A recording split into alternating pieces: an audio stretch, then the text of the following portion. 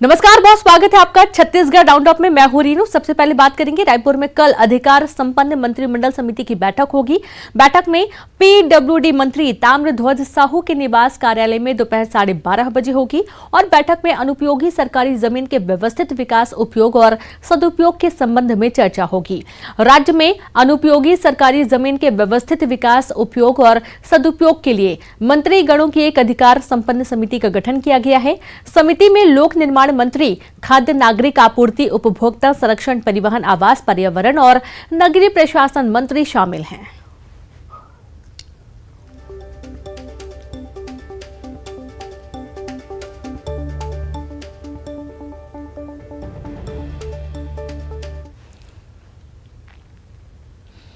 तो वहीं रायपुर में पुलिस और बीजेपी कार्यकर्ताओं के बीच झड़प मामले पर विवाद जारी है। कल से ही बीजेपी कार्यकर्ता विधानसभा थाने में धरना दे रहे हैं। स्वर कोकिला लता मंगेशकर के निधन के बाद पार्टी ने राजभवन कूच करने का कार्यक्रम स्थगित कर दिया है और 7 फरवरी को रायपुर बंद को भी स्थगित कर दिया गया।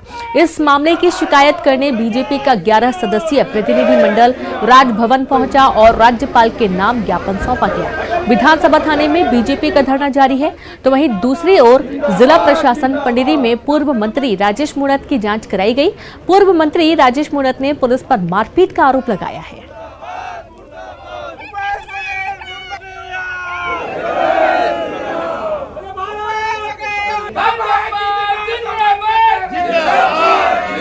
सरकार न सुनने को तैयार है, न जिस मांग को लेकर यहाँ पे थाने में हमारे कार्यकर्तागण बैठे हैं, उन्होंने जो ज्ञापन दिया था उस पर कार्रवाई नहीं हुई और जो दोषी अधिकारी कर्मचारी हैं पुलिस के, उनके खिलाफ कार्रवाई की मांग को लेकर आज यहाँ बैठे हैं। जिस प्रकार भारतीय जनता पार्टी के युवा मोर्चा के कार्यकर्ताओं के साथ दुर्व्यवहार हुआ, पूर्व मंत्री के साथ जिस प्रकार दुर्व्यवहार हुआ, ये अपने आप में छत्तीसगढ़ की पहली घटना है।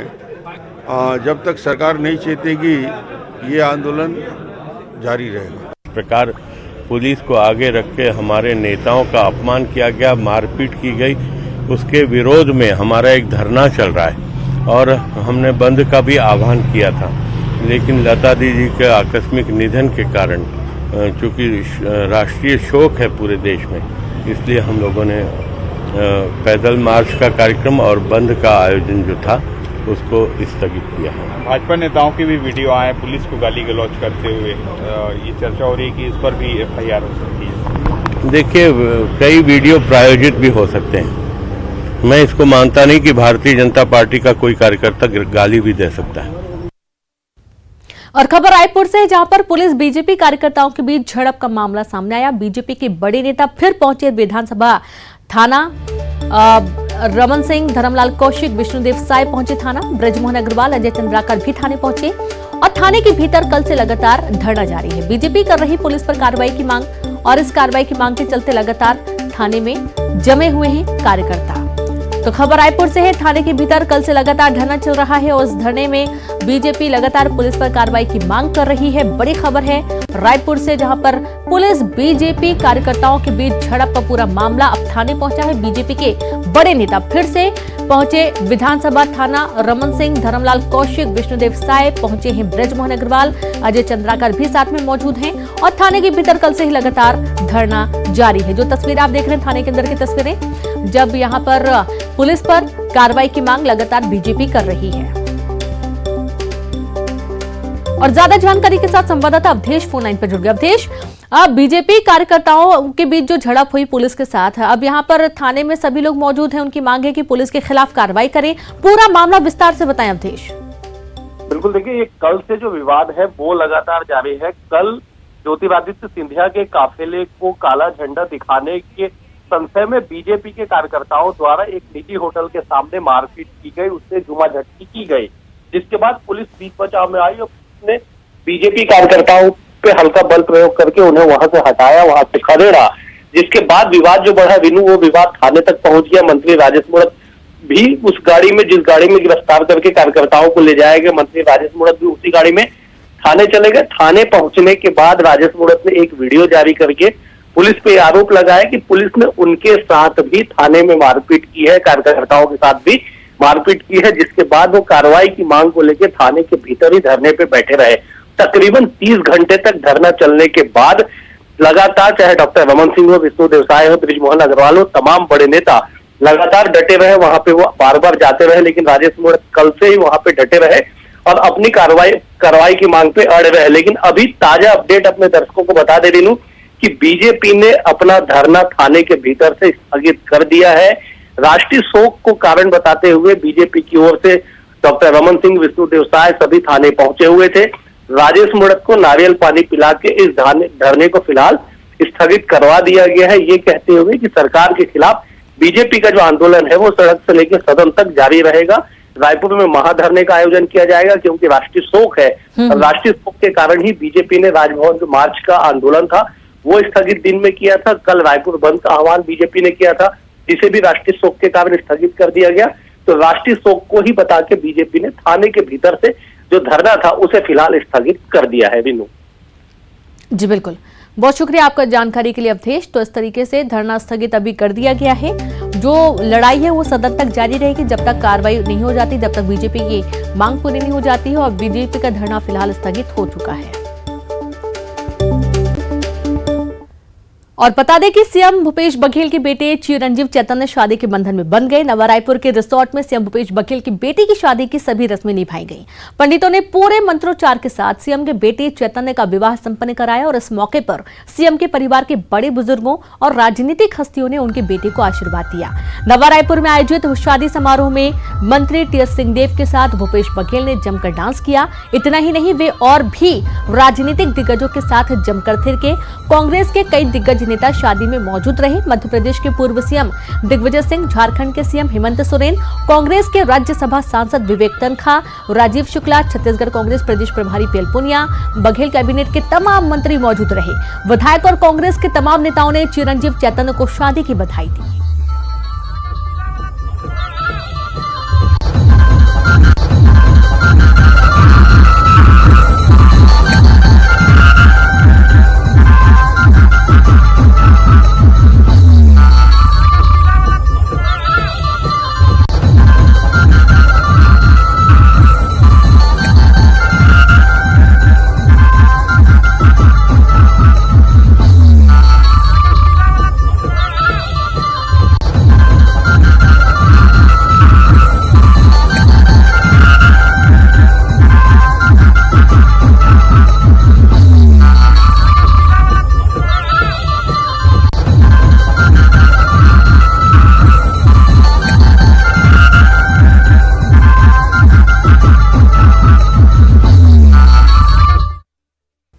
बात करेंगे जशपुर के दर्दनाक सड़क हादसा हुआ है और यहां हादसा हुआ है। दीवार गिरने से 3 साल के बच्चे की मौत हो गई है। दुदुला थाना इलाके के बंगुर केला की पूरी घटना है। बताया जा रहा है कि निर्माणाधीन दीवार भरभराकर गिरने से हादसा हुआ और पुलिस मामले की जांच में जुट गई है। हादसा जब हुआ उस वक्त बच्चा वहीं पर खेल रहा था। 3 साल के मासूम बच्चे की दर्दनाक मौत हो गई। निर्माणाधीन ये पूरा काम था। दीवार यहाँ पर खड़ी हुई थी। कैसे दीवार गिरी, क्या यहाँ पर हुआ, कैसे ये पूरा हादसा हुआ, तमाम मामले की जांच में पुलिस जुटी हुई है। 3 साल का बच्चा यहाँ पर खेल रहा था और इस निर्माणाधीन दीवार के नीचे वो दब गया, जिसकी उसकी दर्दनाक मौत हो गई। खबर जशपुर से है। दीवार गिरने से हादसा और इस हादसे में एक 3 साल के मासूम की मौत की खबर है। वहीं जशपुर के दिव्यांग प्रशिक्षण केंद्र में 5 माह पहले दिव्यांग बच्चियों से दुष्कर्म का मामला एक बार फिर से तूल पकड़ने लगा है। पीड़ित दिव्यांग बच्चियों के परिजनों ने इस मामले में संलिप्त अन्य आरोपियों के खिलाफ कार्रवाई की मांग की है। पीड़ित दिव्यांग बच्चियों को क्षतिपूर्ति समेत अन्य कई मांगों को लेकर दिव्यांग केंद्र के सामने धरने का फैसला किया गया है। 2021 को सामर्थ्य दिव्यांग स्कूल में जो घटना घटित हुआ उसमें आज तक 2 आरोपी के ऊपर कार्रवाई किया गया। उसमें और आरोपी है, उसमें अभी तक कार्रवाई क्यों नहीं हो रहा है? इसके संबंध में हम कलेक्टर, एसपी भानु प्रताप सिंह अध्यक्ष को भी हम इस बात के लिए आवेदन दे चुके हैं, लेकिन अभी तक कार्रवाई क्यों नहीं हो रहा है? आखिर प्रशासन क्या चाहती है? हमारे नाबालिग बच्चे हैं, उसके आगे पीछे कोई नहीं है क्या? घटना होने के 24 घंटे के बाद पुलिस में आखिर रिपोर्ट क्यों की गई? और जब पुलिस में रिपोर्ट की गई तो उसके बाद भी परिजनों को इस बात की सूचना समय पर क्यों नहीं दी गई। परिजन व्हाट्सएप पर जानकारी मिलने के बाद, समाचार पढ़ने के बाद घटनास्थल पर पहुंचे, तब उन्हें पता चला कि इस प्रकार की कोई घटना घटी है। इसमें कई गंभीर वारदात परिजनों के द्वारा उठाए गए हैं, प्रश्न उठाए गए हैं, और जिनका समाधान न जिला प्रशासन ने किया है, न पुलिस ने किया है। और इसी बात को लेकर के राष्ट्रीय एजेंसी से जांच कराने की मांग, इस घटना को लेकर परिजन 8 फरवरी 2022 को जांच केंद्र के सामने परिजन धरने पर बैठेंगे और अपनी बात सरकार के सामने पहुंचाएंगे।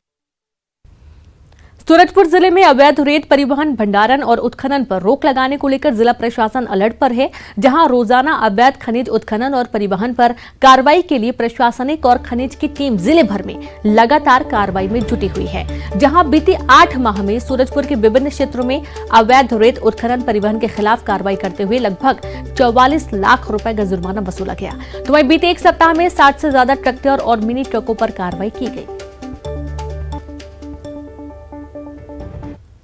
में माननीय मुख्यमंत्री जी का निर्देश जैसा कि है कि अवैध खनन, परिवहन और भंडारण, इन पर तीनों पे हमें सख्ती से काम करना है। जिला सूरजपुर में पिछले 8 महीने में लगभग 44 लाख रुपए के आसपास की शास्ति की गई है विभिन्न अवैध काम करने वालों पे। लगातार हम काम कर रहे हैं, लेकिन माननीय मुख्यमंत्री जी का निर्देश आने के बाद पूरी तरीके से मिशन मोड में और काम किया गया है, और पिछले 3-4 दिन में लगभग 60 से ज़्यादा वाहन अवैध परिवहन करते हुए पकड़े गए।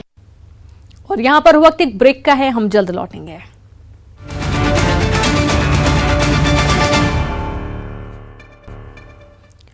ब्रेक के बाद एक बार फिर से आप सभी का स्वागत है। बात करेंगे रायपुर से बड़ी खबर की, जहां राजेश मूणत पुलिस विवाद मामले में कांग्रेस की बड़ी तैयारी।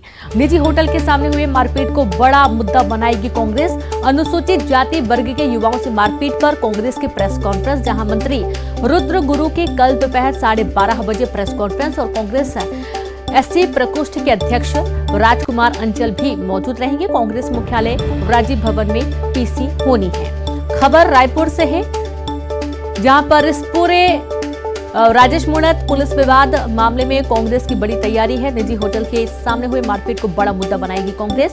अनुसूचित जाति वर्ग के युवाओं से मारपीट पर कांग्रेस की प्रेस कॉन्फ्रेंस भी होनी है, जहां मंत्री रुद्र गुरु की कल दोपहर 12:30 बजे प्रेस कॉन्फ्रेंस होगी। कांग्रेस एससी प्रकोष्ठ के अध्यक्ष राजकुमार अंचल भी मौजूद रहेंगे प्रेस कॉन्फ्रेंस में। कांग्रेस मुख्यालय राजीव भवन में पीसी होना है। तो वहीं कवर्धा में नगर पालिका की लापरवाही की एक और बानगी देखने को मिली। शहर में जगह जगह पाइपलाइन विस्तार के लिए गड्ढे खोदे जा रहे हैं, जिनका काम समय पर पूरा नहीं हो पा रहा है, जो लोगों के लिए सुविधा कम मुसीबत ज्यादा बनता जा रहा है। पाइपलाइन के लिए खोदे गए गड्ढे की बराबर फिलिंग नहीं हो पा रही है, जिससे कई दुर्घटनाएं भी हो चुकी हैं, और कई जगह तो बारिश होने पर गाड़ियों के फंसने की घटना भी बनी हुई है। ठेकेदार अपना काम सही तरीके से नहीं कर रहे हैं। काम में लापरवाही बरतने पर भी नगर पालिका की जिम्मेदारी अधिकारी व जनप्रतिनिधि भी उदासीन रवैया अपना रहे हैं।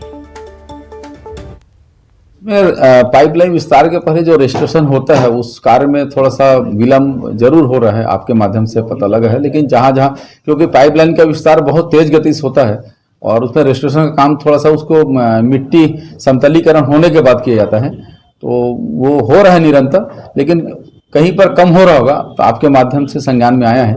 मैं जरूर उसको शहर में सर्वे करा के दिखवा के उसको रजिस्ट्रेशन का काम करवा लूँ। और एक छोटे से ब्रेक के लिए रुकेंगे, हम जल्द हाजिर होंगे।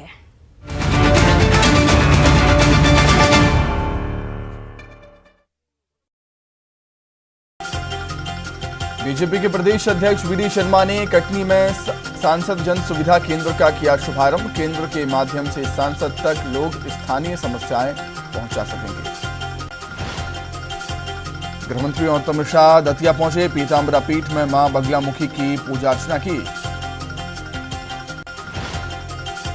ग्वालियर पहुंचे पूर्व सीएम, कांग्रेस के धरने में हुए शामिल। हजीरा सब्जी मंडी को हटाने का किया विरोध, राज्य सरकार पर बोला हमला। कांग्रेस का घर घर चलो अभियान जारी। राजधानी भोपाल में भी चल रहा कांग्रेस का अभियान। पीसीसी से लगातार हो रही मॉनिटरिंग। बुरहानपुर में कांग्रेस का घर घर चलो अभियान चढ़ा गुटबाजी की भेंट। अभियान में सिर्फ अजय रघुवंशी और अरुण यादव के समर्थक ही नजर आए। शाहजहांपुर में न्यूज 18 की खबर का असर, स्कूल में कबाब पार्टी करने वाले शिक्षक को शिक्षा मंत्री इंदर सिंह परमार ने किया निलंबित। भिंड पुलिस एक बार फिर अपने कारनामे को लेकर सुर्खियों में, वजह शनिदेव और यमराज हैं। पुलिस को नहीं पता कि कौन शनिदेव हैं और कौन यमराज। शिवपुरी में कियोस्क संचालक से 45 लाख की लूट की गुत्थी पुलिस ने सुलझाई। पड़ोसी दुकानदार ने लूट की रची थी साजिश। धार में बसंत पंचमी के अवसर पर महिला पुलिसकर्मी की कर्तव्य निष्ठा देखने को मिली। ड्यूटी और बच्चे की एक साथ निभा रही थी जिम्मेदारी। सरकारी स्कूलों में अपना विद्यालय अपना कोष अभियान चलाया जाएगा। अभियान में पूर्व छात्रों को जोड़ा जाएगा। मंडला में रिश्वतखोर जिला श्रम अधिकारी जितेंद्र मेश्राम को कोर्ट में किया गया पेश। कोर्ट ने भेजा जेल। खंडवा में युवती की संदिग्ध परिस्थितियों में मौत। युवती का शव पानी की टंकी में मिला। पुलिस मामले की जांच में जुटी। रीवा के मऊगंज नरकंकाल मिलने से हड़कंप मचा। पुलिस मामले की जांच में जुटी।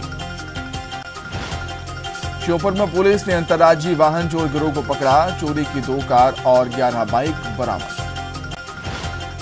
पन्ना में नीलामी के लिए रखे जाएंगे 1,56,61,000 के 139 हीरे।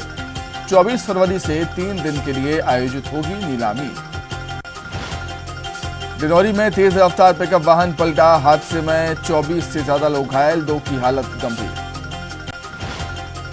कटनी के नया गांव इलाके में युवा कांग्रेस नेता की हत्या। 3 लोगों की हुई गिरफ्तारी। आरोपियों से पूछताछ जारी। शराब के पैसों पर हुआ था विवाद। नई शराब नीति को जबलपुर हाईकोर्ट में चुनौती। नई शराब नीति को असंवैधानिक घोषित कर रद्द करने की मांग। जबलपुर में महिलाओं और युवतियों के लिए फ्री ड्राइविंग लाइसेंस अभियान का समापन। बीजेपी ने शुरू किया था अभियान। 9,000 महिलाओं को मिली फ्री ड्राइविंग लाइसेंस। हरदा में बिजली कंपनी ने बकायेदारों और बिजली चोरी करने वालों के खिलाफ चलाया अभियान। 10 से ज्यादा बिजली चोरी के मामले दर्ज। रायपुर में रमन सिंह ने केंद्रीय मंत्री ज्योतिरादित्य सिंधिया का अपने निवास पर किया स्वागत। छत्तीसगढ़ में हवाई सेवाओं के विस्तार समेत अनेक विषयों पर चर्चा। राजनांदगांव में कुज्जी विधायक छन्नी साहू के पति चंदू साहू ने एसपी ऑफिस गिरफ्तारी देने पहुंचे। ऑफिस में मौजूद सीएसपी ने थाने या भरकोट में सरेंडर करने को कहा। राज्य सरकार ने कर्मचारियों को दिया तोहफा। पेंशन अंशदान में सरकार ने अपना बढ़ाया योगदान। 2 दिवसीय दौरे पर रायपुर पहुंचे दिग्विजय सिंह। मुख्यमंत्री भूपेश बघेल के बेटे की शादी में होंगे शामिल।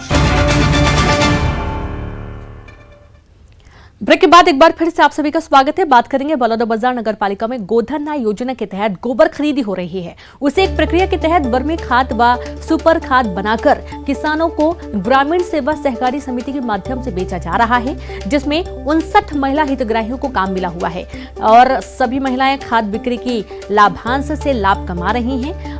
काम में लगे प्रत्येक महिला हितग्राहियों को 10 से 12 हजार रुपए की मासिक आय हो रही है। हितग्राही महिलाओं ने बताया कि गोबर से खाद बनाने की प्रक्रिया लंबी है व समय लगता है, लेकिन काम के बदले महिला हितग्राहियों को लाभ मिल रहा है।